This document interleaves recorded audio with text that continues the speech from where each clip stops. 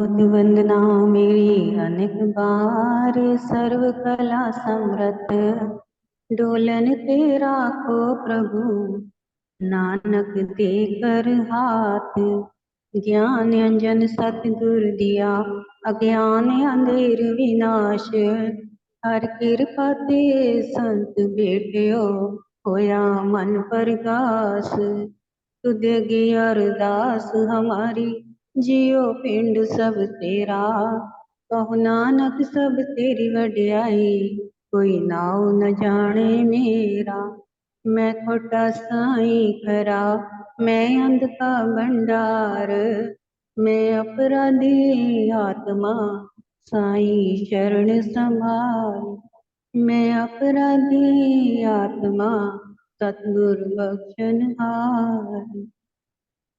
सौभाग्यशाली गुरुमुख सज्जन मंडली अपनी समाप्त चित्तवृत्तियों को एकाग्र करते हुए अपना ध्यान अपने मन मंदिर में बसाते हुए श्री परमहंसों की ओर लगाते हुए श्रद्धा प्रेम सहित मीठे स्वर में बोलिए जयकारा। बोल मेरे श्री गुरु महाराज की जय।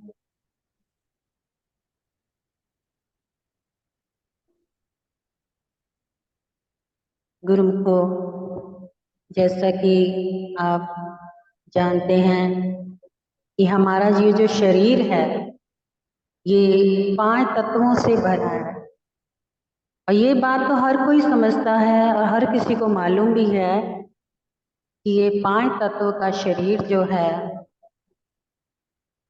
5 तत्वों से ही चल रहा है। अगर ये 5 तत्व इसमें ना हो तो ये शरीर कदापि चल नहीं सकता, क्योंकि जब शरीर का अंतिम समय आता है तो यही 5 तत्व जो हैं अंतिम समय में जब अग्नि को भेंट कर दिए जाते हैं उस वक़्त ये शरीर 5 तत्वों में वापस समा जाता है। जैसे कि अग्नि,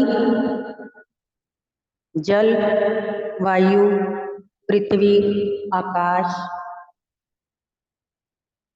और जैसे ही शरीर को अग्नि के हवाले किया जाता है तो पहले तो अग्नि में समा जाता है, फिर जब जल जाता है तो इसका जो धुआं है वो आकाश की ओर जाता है और धुआं आकाश में जाकर के बादल यानी कि जल का रूप ले लेते हैं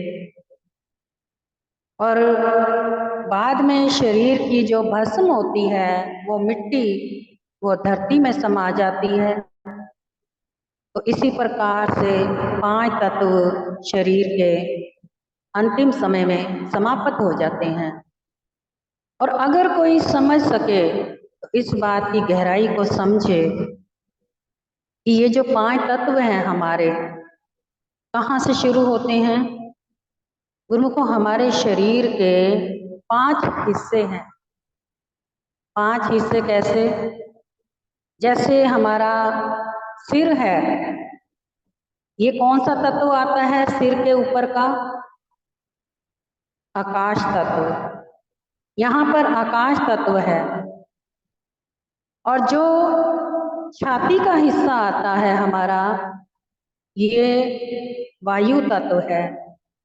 जब आप श्वास ले रहे होते हैं ना तो सांस चल रही होती है तो ये हवा से चलती है तो इसको वायु तत्व बोलते हैं। और जो इसके नीचे का हिस्सा है यानी पेट का, ये अग्नि तत्व है। जब पेट में भूख लगती है तो कहते हैं ना कि भूख से मारे मेरा पेट अंदर से जल रहा है, तो भूख के मारे पेट जलता है। अग्नि जो है वो तेज हो जाती है अगर इसकी भूख ना मिटाई जाए तो। उसके बाद पेट के नीचे का हिस्सा जो घुटने तक का हिस्सा है ये जल का हिस्सा है, सॉरी ये पृथ्वी का हिस्सा है। इसमें पृथ्वी तत्व समाया हुआ है। और जब घुटनों के नीचे का हिस्सा है यानी कि हमारे पैर हैं, जो पैरों के नीचे जिस प्रकार से धरती के नीचे पानी जल होता है, ऐसे ही हमारे पैरों के नीचे जल तत्व होता है।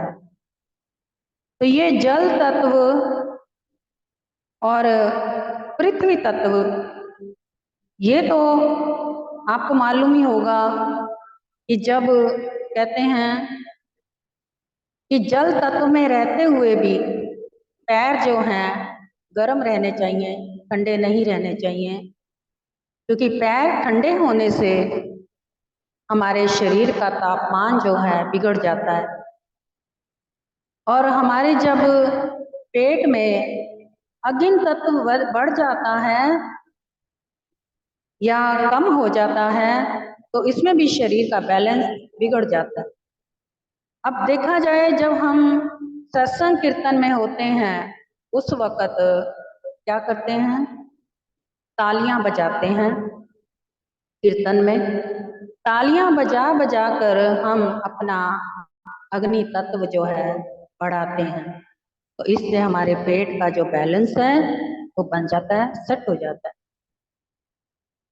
और जो आकाश तत्व है, गुरुमुखो इसके बीच में वायु तत्व है, लेकिन हम आकाश तत्व पे इसलिए पहुंच रहे हैं कि ये सुनने वाली समझने वाली बात है कि जो आकाश तत्व है हमारा, अगर हमारे सारे शरीर के तत्व अनबैलेंस हो जाएं, बिगड़ जाएं, तो इनको सेट करने के लिए हमें क्या करना चाहिए कि हमें अपना आकाश तत्व जो है उसको बढ़ाने की जरूरत है।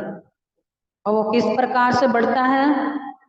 अगर हम आकाश तत्व को सही कर लेते हैं तो हमारे पूरे शरीर की बैलेंस सेट हो जाता है। और वो कैसे? आकाश तत्व जो है इसके अंदर ध्वनि है नाम की, उस ध्वनि को हमने अंदर से ध्यान से सुनना, समझना और नाम जपना है। उसके साथ साथ जैसे जैसे हम नाम सिमरन करेंगे, जपेंगे, तो ये जो आकाश तत्व है हमारा, अंदर की ध्वनि जो है ऊपर टकराएगी आकाश तत्व से, तो ये जो डायरेक्ट परमात्मा का ध्यान जोड़ती है। यानी कि हमारी जो आवाज है ध्वनि की, सिमरन की, ये परमात्मा के घर तक पहुंचती है।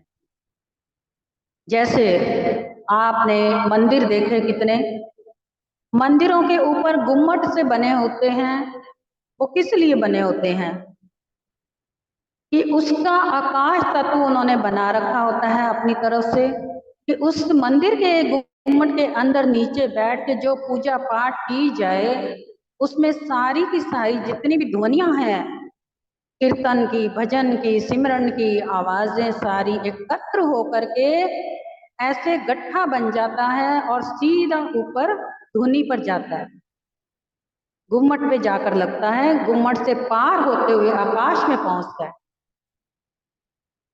तो हमारे अंदर जो कुछ भी, अगर हम कुछ भी सोचते हैं, वो सोच जो है हमारी वो आकाश तत्व पे पहुंचती है। इसीलिए बड़े बुजुर्ग कहते हैं, संत महापुरुष भी फरमाते हैं कि कभी भी कोई भी जीव किसी को कुछ भी बोले तो सोच समझ कर बोले। क्यों? क्योंकि हम अंदर से जो कुछ बोल रहे होते हैं या सोच रहे होते हैं, हमारी सोच और बोल आकाश तत्व से टकराते हैं। आकाश तत्व से टकरा करके परमात्मा के सीधा घर पहुंचते हैं, तो वहां से परमात्मा का आशीर्वाद मिलता है। अगर किसी ने मानो कोई गलत किसी को बात कह दी या गलत सोच भी लिया, तो परमात्मा हर वक्त जीव की अरदास, उसकी आवाज सुनता है। और जब वो मौज में आता है तो उस वक्त उसका आशीर्वाद के रूप में क्या शब्द आता है? तथास्तु। यानी कि जो तूने सोचा या जो कहा, तेरी बात पूरी हो। तो जब ऐसा आशीर्वाद आ जाता है तो उसी वक्त बात पूरी हो जाती है। जैसे कहा जाता है ना कि 24 घड़ियों में से एक घड़ी ऐसी होती है जिसमें बात सत्य हो जाती है। इसलिए मनुष्य को कोई भी बात सोच समझ कर कहनी बोलनी चाहिए, सोचनी चाहिए। तो इस वक्त जाने की एक उदाहरण के तौर पे आपको बताते हैं। एक स्त्री थी और अपने पति से बहुत लड़ाई झगड़ा हुआ करता था। अब एक दिन क्या हुआ कि उसका पति कहीं जा रहा था और जैसे ही उसका पति गुस्से में घर से निकला, जाने लगा, तो उसने भी आगे से, पत्नी ने उसे क्या बोला कि परमात्मा करे तू रास्ते में जाए, तेरा एक्सीडेंट हो जाए।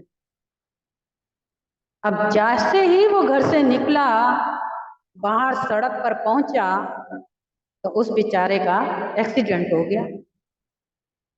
क्योंकि जिस वक्त स्त्री ने बोला था, उसकी जो आवाज थी आकाश तत्व से टकराते हुए परमात्मा के घर पहुंची, और परमात्मा उस वक्त किसी मौज में थे, तो उन्होंने तथास्तु कह दिया, उसकी बात पूरी हो गई। तो इसी प्रकार हमारा भी फर्ज बनता है कि हम हर घड़ी, हर पल, हर वक्त अच्छा सोचें, अच्छा बोलें, अच्छा हर किसी से व्यवहार रखें। जैसा हम रखेंगे, बोलेंगे, सोचेंगे, और ऊपर परमात्मा ना जाने कौन सी घड़ी इस मौज में वो बैठा हुआ है, उसने तथास्तु कर दिया, हमारी बात उसी वक्त पूरी हो गई। तो गुरुमुखो, हमारे जो ये 5 तत्व हैं ना, ये बहुत काम के हैं। अगर इनको समझ लिया जाए, इनके ज्ञान को गहराई में उतार लिया जाए, तो इसका यूज करें, मिस यूज ना करें। और यूज करना सबसे पहला जरूरी है कि आप बाकी के तत्वों को छोड़ दें। अगर आपने आकाश तत्व को बैलेंस कर लिया, तो आपके बाकी के सारे तत्व जो हैं बैलेंस में आ जाएंगे।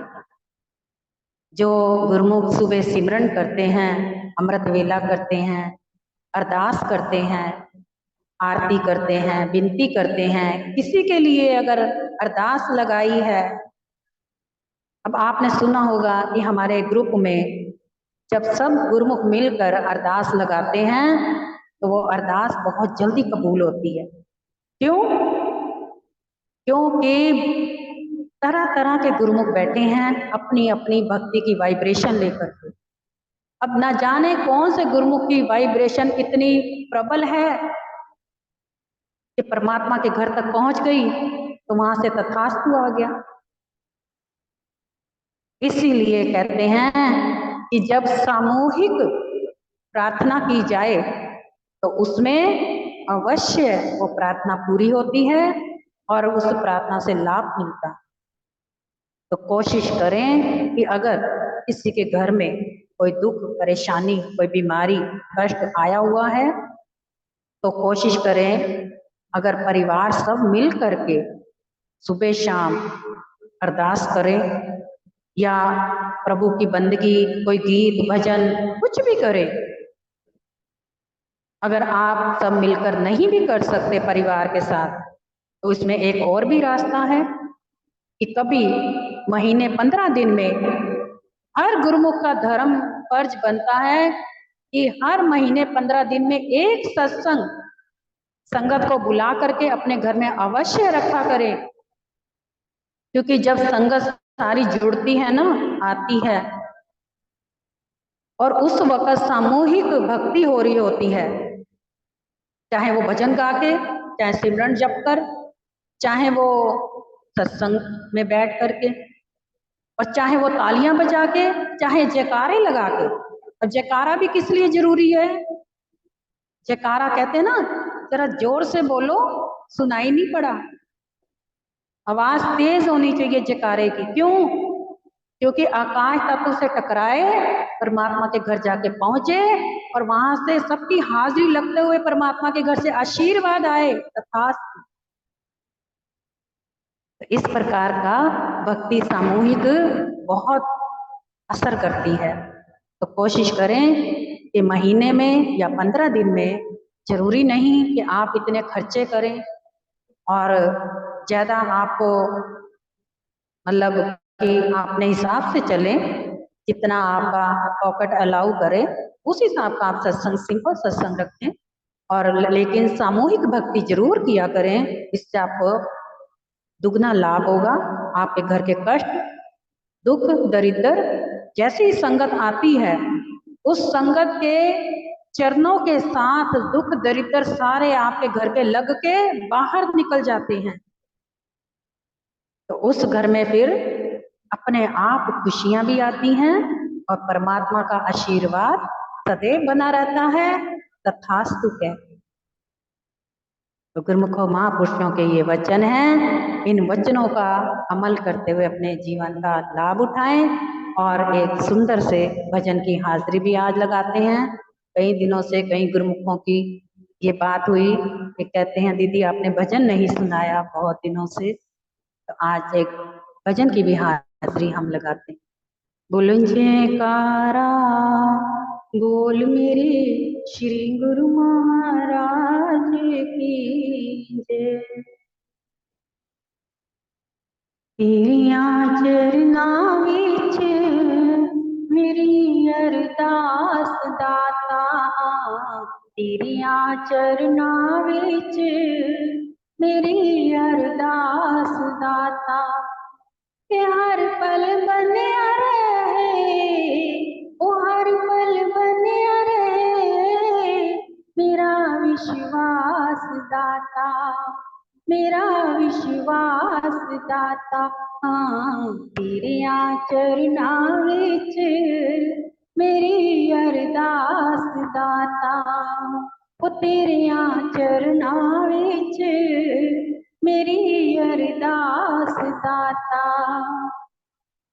तेरा प्यार अनोखा है बाकी सब धोखा है, तेरा प्यार अनोखा है बाकी सब धोखा है, तेरे वचन ते जो चलदा सदा रहिंदा सौखा है, तेरे वचना ते जो चलदा सदा रहिंदा सौखा है, कि सपने विच ना डोले मेरा विश्वास दाता।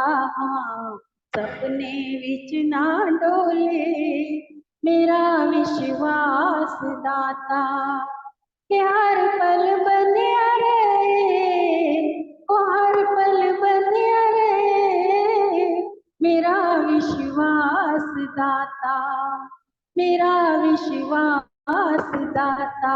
हाँ तेरिया चरना विच मेरी अरदास दाता, ओ तेरिया चरना विच मेरी अरदास दाता। उतराइयां चढ़ाइयां ते जीवन विच रहिंदियां ने, उतराइयां चढ़ाइयां ते जीवन विच रहिंदियां ने, जदों किरपा होवे तेरी राह लंघ जांदियां ने, जदों किरपा होवे तेरी राह लंघ जांदियां ने, के हाथ सिर ते होवे मेरे सरताज दाता, हाथ सिर ते होवे मेरे सरताज दाता, के हर पल बनिया रहे, ओ हर पल बनिया रहे मेरा विश्वास दाता, मेरा विश्वास दाता। हाँ तेरिया चरना विच मेरी अरदास दाता, ओ तेरिया चरना विच मेरी अरदास दाता। बेड़ी दा मल्ला वे तू, सागर दा किनारा वे तू, बेड़ी दा मल्ला वे तू, सागर दा किनारा वे तू, डुबदी नैया दा भवतारण हारवि तू, मेरी डुबदी नैया दा भवतारण हारवि तू। तेरे लेखे लग जावे मेरा हर श्वास दाता, तेरे लेखे लग जावे मेरा हर श्वास दाता। कि तेरिया बनिया रहे हर पल बनिया रहे मेरा विश्वास दाता, मेरा विश्वास दाता। तेरिया चरना विच मेरी अरदास दाता। इस दासी ते दाता जी एक कर्म कमा देना, इस दासी ते दाता जी एक कर्म कमा देना, मैनू अपना बना लेना चरना नाल ला लेना, मैनू अपना बना लेना चरना नाल ला लेना। ओ मैं तेरी बन जावा मिटे यम त्रास दाता, हाँ मैं तेरी बन जावा मिटे यम त्रास दाता।